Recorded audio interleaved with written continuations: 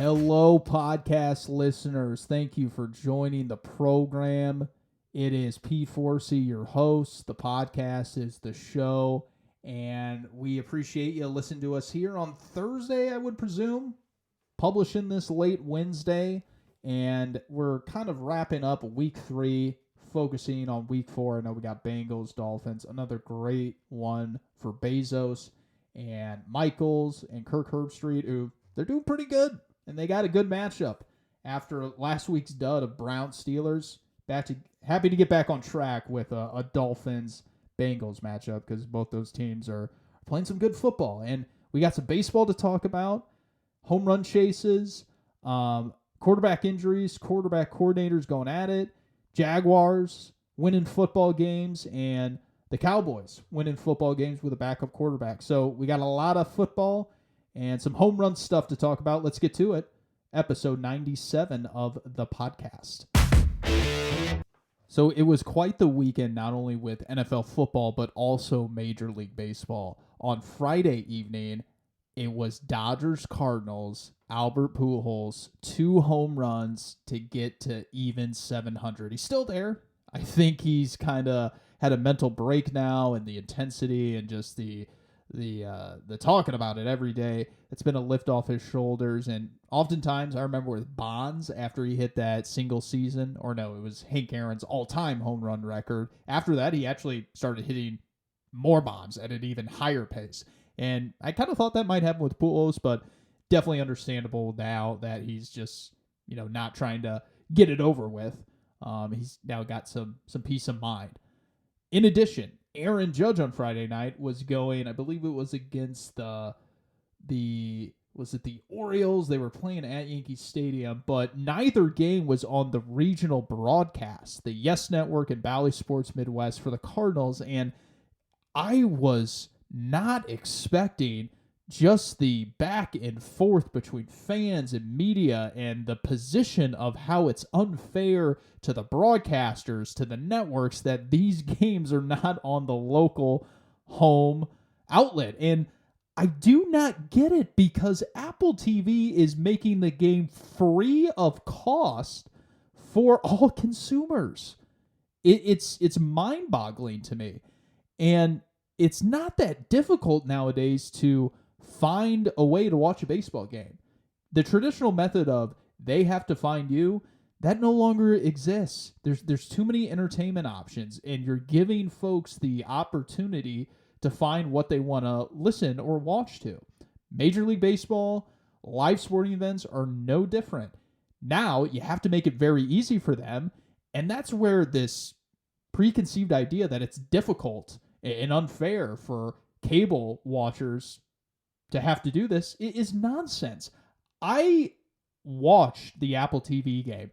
You literally, if you have a Roku stick like me or Amazon Fire or however you stream, oftentimes the Apple TV app or icon, it stares at you right in the face as soon as you log into Roku. I didn't even download it. It was just there. And then as soon as I click on the Apple app, right there is Albert Pujols and his face, and it says St. Louis Cardinals versus Los Angeles Dodgers. It's staring at you, ready to be viewed. It's not complicated at all. So I look at Dan Cesar, who's done a great job giving a pulse of the media and just sports viewers in general for the local newspaper. And it wasn't exactly his take necessarily. Again, he was just giving the vibes of the consumers. It was weird that people were thinking this was just such a foul move by Major League Baseball. Newsflash, it's about the money. It's about contracts. And Major League Baseball did a great deal. I believe they got a couple $100 million for just giving Apple TV a couple games every Friday throughout the 2022 season. Yeah, we're going to keep on good terms with Apple. They just gave us a boatload of cash for not that many games. So sorry, Dan McLaughlin. Sorry, Michael Kay. Your regional broadcasters, they're not going to call these shots. We're not going to give alternative methods for the consumers. Because when that 700th home run is hit, when that 61st home run is hit, that's going to be an Apple guy. That's going to be an Apple girl who has the call. We want that rewound and rewound year after year after year, and it's going to be on Apple. Who was that person? Who was that Jack Buck moment? Where was it? It was on Apple TV. So good move by them. It overshadowed Pujols in the moment itself, really. But El Hombre, to no one's surprise, after about July, you knew it was going to happen. And the machine, he continues just to make this 2022 season magical for the Cardinals and Aaron Judge. He's going to be right behind him. Still has 8 ball games to get to 61 and even get to 62. So hats off to those two incredible players in Major League Baseball. So we'll touch on the last game of Week 3, Giants-Cowboys. It was great to have a renewed rivalry, put out an entertaining game. Dallas Cowboys, Cooper Rush, that guy can push the football down the field. I was watching him, and I was like, wow, they can generate explosive plays. They can generate moving the chains. Oftentimes with a backup quarterback, you don't even know if you're going to get first downs in the game. They put up 24 points, which is obviously very good considering their defense. And the New York Giants, they were coming in, feeling themselves a little bit, 2-0. They played hard. They played tough. Daniel Jones, he's gotten better. I ultimately think he's destined to be a backup in the league. So any guy that gets their 5th year declined by their team when you're a first-round draft pick, if you don't get that 5th year picked up, you're not going to be on their team next year. They've already moved on. They've started the process. Their scouts are well integrating the college quarterbacks and looking at the pro quarterbacks that might be available. Daniel Jones, you're really showcasing yourself for a backup job right now, and he's doing a good job. But the Giants, they look like they got a good coach. They look like they got Brian Daboll, who, he's standing on the sideline there, and he's very into the game. Oftentimes what you see with these coordinators, especially offensive coordinators, and it drives me insane because it's like the first sign of just like being a red flag for me. Their head is buried in the play sheet. They're just looking down at the sheet. Matt Nagy, I remember Chicago Bears. Every time the camera would go on him, he's not even looking at the field. If he was looking at the field, it was because he was complaining about the penalties because he always thought his team got screwed. Otherwise, buried in that play sheet. And you look at the guys like Belichick and Andy Reid and even Brian Daboll, which, again, it was encouraging. They're looking at the field. They're almost looking intensely as if they're squinting and they can't see something because they're so focused on the game and looking at what the situation is to then proceed forward. Whether you're on offense or defense, this guy seems like he might just be it. They play tough. They play hard. They did not get the job done. Dallas Cowboys, they're going to be okay. That's the bigger story here. They're not going to just flake or fold here because Dak might be out a little while. It looks like maybe he'll be back come week 5 after the Commanders game. But ultimately, they got a backup. And they could even get someone for Cooper Rush. There might be a desperate team if their quarterback's underwhelming and their team is pretty good and they think they might have a shot at a wild card. They might give up a 3rd-round pick for Cooper Rush. Have him come in and start some games. But now that if Dak continues to get hurt, you got a viable option behind him.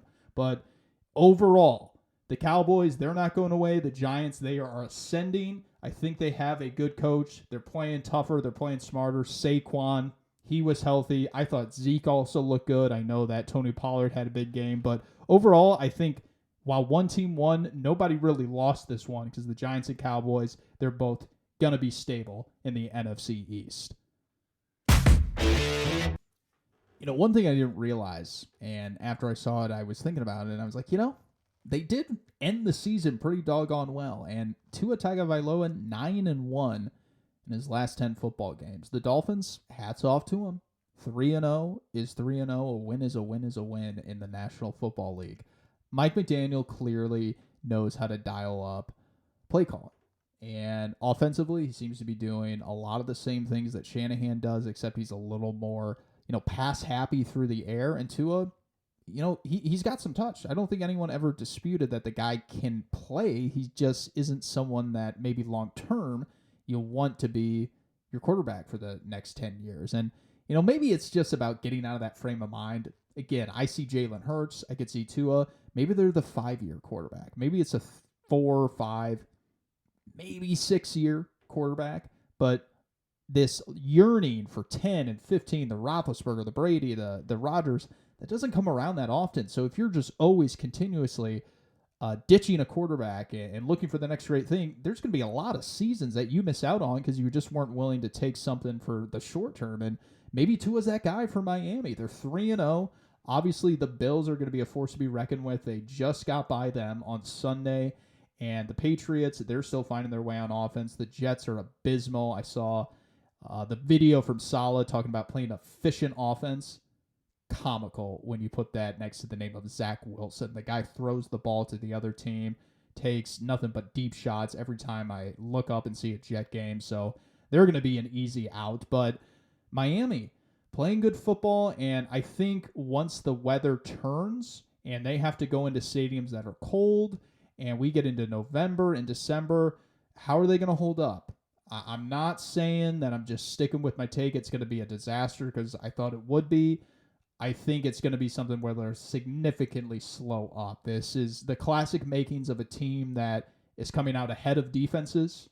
Defenses are always playing catch up into October. And then when the calendar flips, the leaves change, defenses know what offenses are going to do. They have a better idea of how to defend it. So we're through 3 ball games. 3-0 is 3-0. Hat tip to the Dolphins, but let's see what defenses do once they get a little bit of tape and have time to review exactly how Mike McDaniels is attacking the NFL. Definitely want to pound my chest a little bit on the Jacksonville Jaguars. Generational quarterback, won in college, won national championships, played against good teams, played with great players, Super Bowl winning coach with the Philadelphia Eagles, and then you had a general manager that went to the Super Bowl with the 49ers back in the early 2000s. Kind of sounds like a good recipe, doesn't? You're in a really bad division. You got the AFC South, traditionally very weak, and the Texans are rebuilding, just traded Deshaun Watson, another new quarterback in Indianapolis. Why can't you win the division? Now, ultimately, I didn't pick them because I like Tennessee, and I think Mike Vrabel's a great coach, and they always play a little bit above water because they're tough, tackle, always disciplined, have great coaching. Now, they just look kind of like a disaster right now. I know that they beat the Raiders, and they're going to be a tough out. I'm not ready to give the division to the Jaguars, but it's pretty clear through 3 weeks now, they can definitely take this thing. They certainly can. They have the big 3 that those other 3 organizations lack. And Jacksonville, you look at some of their offense, and Trevor Lawrence just looks like the guy that we all knew he was. And it's just funny. There was no talk about him. None. Because when you play, that's what generates interest. And it's crazy to think that this guy was touted as Peyton Manning and the next John Elway prospect, yet it was a quiet offseason. Because noise is what keeps us engaged. And this guy's going about his business well. They got a grown-up in the room. Jacksonville Jaguars were my pick to click. I thought this would be the one that would sneak up on people, and here we are. They have won games. They just beat the Chargers, who are down a little bit. Staley, that guy's in a tough spot right now. But the Jacksonville Jaguars, I think they can win the AFC South. I keep seeing this advertisement for Mighty Ducks. I guess Disney Plus is remaking the movie with new characters, and I'm looking at it, and maybe it's just because I'm old and maybe kids are into it, but it just looks weird, and I think it's kind of a strange thing for them to remake, especially after the Mighty Ducks originals were so good. Love those. Anytime I come across it, which is rare nowadays, I always drop everything and watch it because I love D1, D2, and D3. And one of my biggest questions, and I'm sure some others have had this as well, is the Mighty Ducks were so good that they won the Junior Olympics, but then when they entered high school, they were not good enough to beat the varsity hockey team in a prep school in Minnesota. That always kind of seemed weird to me. You're among the best. You are actually the best at your age group in the world, but then you can't beat those in your state that are 2 years older than you. Thought that was kind of weird. A little food for thought. But I wanted to talk about Eric Bienemy and Patrick Mahomes. I don't think it's been made a huge deal of, but they did have a disagreement at halftime, and I thought Patrick Mahomes handled it well. That, it's just him wanting to score, and then The offensive staff says, no, we're not in a good spot. We don't want to risk it, so we didn't do it. And it goes back to that report from like Arrowhead Addicts. I may be wrongfully assigning that, but there was some report that said that him and Bienemy were butting heads throughout the 2021 season, and he didn't want him to be on the staff anymore. And the publish was later deleted, and I didn't even have time to read it because it was taken down that quickly. These two are on the same page, and this is what separates good organizations from great ones. The good ones are the Browns. You have Baker Mayfield, you make the playoffs, and then anonymous reports come out the year after saying that Baker's unhappy and that the offensive coordinator and head coach are not treating the quarterback well and taking his input, and next thing you know, Baker Mayfield is on the Panthers. Great organizations have quarterbacks come out and say this is nothing. This is just football. That's what Patrick Mahomes did. That's what Tom Brady did back with Bruce Arians, and the Buccaneers were in their first season together with Tom Brady.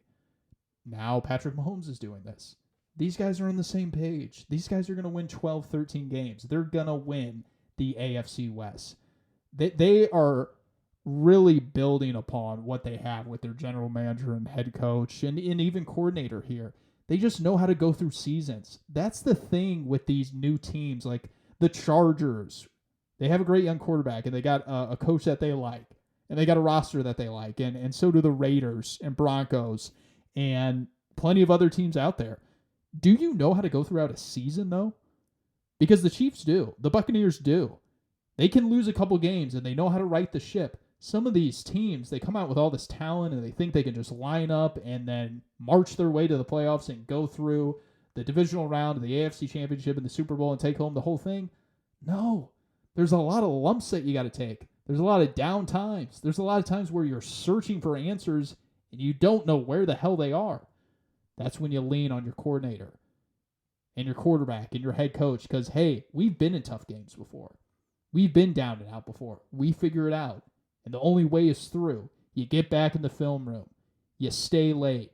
You show up early. You're accountable during practice. And that's the great thing about Patrick Mahomes. That guy wants to win more than anybody on the Chiefs, so everybody else falls in line. Any free agent from the waiver wire that Brett Veach brings into the Chiefs, they're going to have to fall in line too. Same with the Bucks. Same with Matthew Stafford over there with the Rams.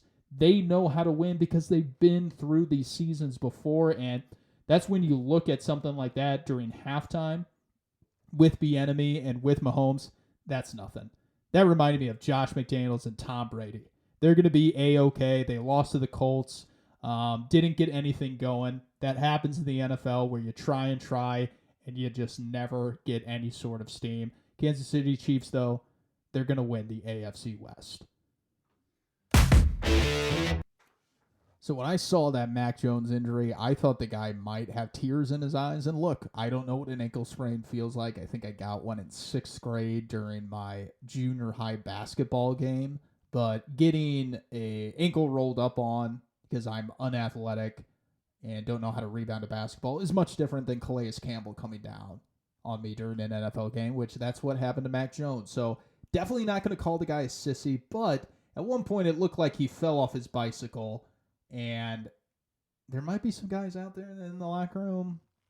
Maybe they lose respect for him. I don't know. The Patriots are a tight-knit group. They would never say it publicly. You got Slater coming out saying we got his back. David Andrews, their center. But, you know, him playing in this game Sunday might go a long way just for the locker room. Not even just winning against the Packers, because they're probably going to lose against the Packers. Them going into Lambeau, Aaron Rodgers and Packers finding their stride. I don't like the Patriots this Sunday. But as far as just making sure that your teammates have your back, might be a big deal if Mac Jones plays. Now, Belichick is saying it's day by day. Day by day. He's going with his old on to Cincinnati kind of rhetoric here. So if he can't even function, then it would make no sense. But you might even just throw him in there like, hey, we need you to do this to make sure that if you're going to be a quarterback going forward, that our team still respects you and they're still behind you. And, you know, Mac Jones, he's not playing well right now. He really is not. I've seen the last couple of games, and he's had some BS interceptions. He's throwing the ball directly to the other team, and it's guys right in front of him, in passes where the guy's double and triple coverage, and it's not forcing the issue, trying to make plays, trying to win games and score points types of interceptions. It's boneheaded moves. And he's got to start playing better, and he might just have to get on the field to prove to his other teammates that he's for real and he's a tough guy and he can take his lumps in the NFL. Thank you so much for listening to the podcast. Please, please, please, please, if you haven't already, go into Apple Podcasts, review, and subscribe to the podcast. And if you can write a review, that is much and greatly appreciated. I have not stressed it enough. Please review it. Share it with your friends, your family, your enemies, whomever. We want to make sure the podcast is getting to all NFL fans, all Major League Baseball fans. I'll touch on NHL hockey if I have to. I know the Blues just kicked off, trying to chase down another Stanley Cup. I'll talk about college hoops, whatever it is that people are interested in. This is the podcast where we talk about it. We give all our takes on the latest sports news. So hit up the text line, 816-226-7483, the podcast at gmail.com. You can write me an email if you have any questions, comments. If you want it here on the show, we can do it that way. Thanks again for listening to the podcast. We'll see you next time.